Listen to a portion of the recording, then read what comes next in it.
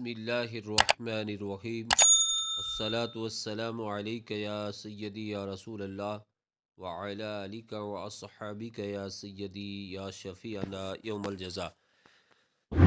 معزز طلباء کرام، ہم نے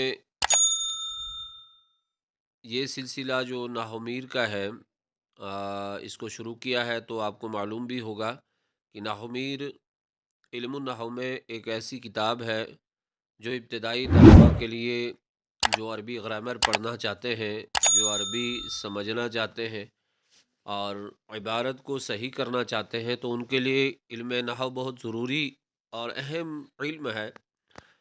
تو اس علم کی یعنی علم نحو کی ایک اہم کتاب ہے نحو میر۔ تو نحو میر آج دعوت اسلامی نے آ، اس کا ترجمہ کیا ہے۔ یہ نحو میر مترجم لے کر کے ہم حاضر ہوئے ہیں، تو آپ ان ویڈیوز کو اول تا آخر دیکھیں اور اس سے فائدہ حاصل کریں۔ اللہ تعالیٰ سے دعا ہے کہ اللہ تبارک و تعالی ہم سب کو علم نافع عطا فرمائے۔ تو بنا تمید ہم اپنے سبق کی طرف آتے ہیں۔ سبق ہے ہمارا ابتدائی باتیں۔ ابتدائی باتیں یہ تعارف کے طور پر ہے، یعنی نحو کی تعریف کیا ہے۔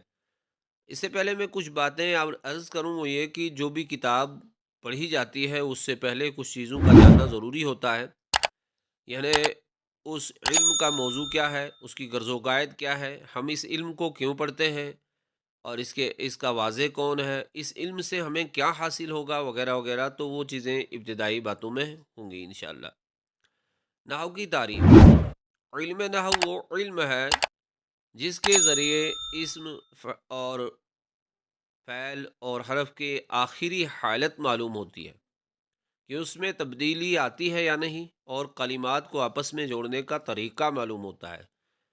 مثال کے طور پہ آپ یہ سمجھ لیں، جیسے بسم اللہ الرحمن الرحیم ہے، بسم اللہ کے میم پہ جو کسرہ لگا ہے، جر لگا ہے، زیر لگی ہے، تو یہ کیسے اور کیوں، اس کی وجہ کیا ہے؟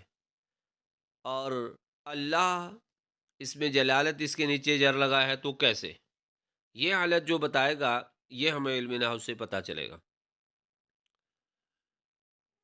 موضوع، علم نحو کا موضوع جو ہے، علم کا موضوع وہ چیز ہے کہ علم میں جس کے حالات سے گفتگو کی جائے۔ نحو کا موضوع کلمہ اور کلام ہے۔ کلمہ ایک لفظ اور کلام بہت سے الفاظ کو کہتے ہیں۔ نحو میں کلمہ کی بحث اس اعتبار سے ہوتی ہے کہ اس کا آخر بدلتا ہے یا نہیں۔ غرض، عربی کلام میں لفظی خطا سے بچنا۔ عربی کلام میں لفظی خطا سے بچنا یعنی خالص عربوں کے طریقے کے مطابق کلمات کو جوڑنا اور کلمات کے آخر میں تبدیلی لانا یا نہ لانا، یہ علم نحو کی غرض و غائد ہے۔ واضح، علم نحو کے واضح کون ہے؟ نحو کے واضح حضرت علی مرتضیٰ رضی اللہ تعالی عنہ ہے۔ حضرت ابو الاسود ابن عمرو رضی اللہ عنہ المتوفی 69 ہجری فرماتے ہیں کہ میں نے باب مدینۃ العلم حضرت علی مرتضیٰ رضی اللہ تعالی عنہ کو دیکھا کہ وہ کسی فکر میں ڈوبے ہوئے ہیں۔ وجہ پوچھی تو فرمایا، میں نے ایک شخص کو غلط گفتگو کرتے ہوئے سنا، میں چاہتا ہوں کہ عربی کے قواعد پر کوئی کتاب لکھی جائے۔ تو 3 دن کے بعد حاضر ہوا تو آپ نے ایک صحیفہ عنایت فرمایا جس میں اسم، فعل اور حرف کی تعریف تھی، اور فرمایا کہ تم تلاش اور جستجو سے اس میں اضافہ کر دو۔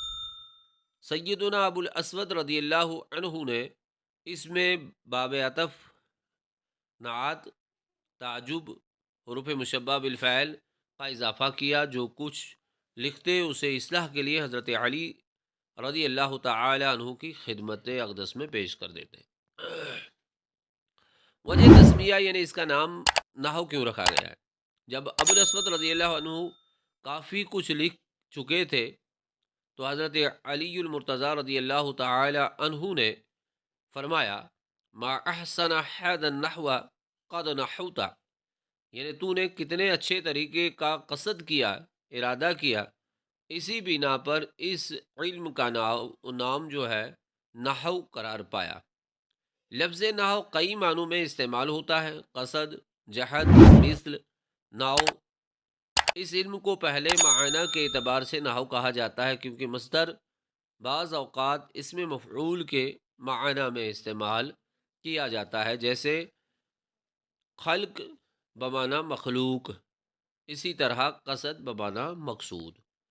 تو یہ آج ہمارا سبق تھا، علم نحو کی ابتدائی باتیں۔ انشاءاللہ عز و جل دوسری ویڈیو میں باضابطہ طور پہ نحو میر کو شروع کیا جائے گا۔ السلام علیکم ورحمۃ اللہ۔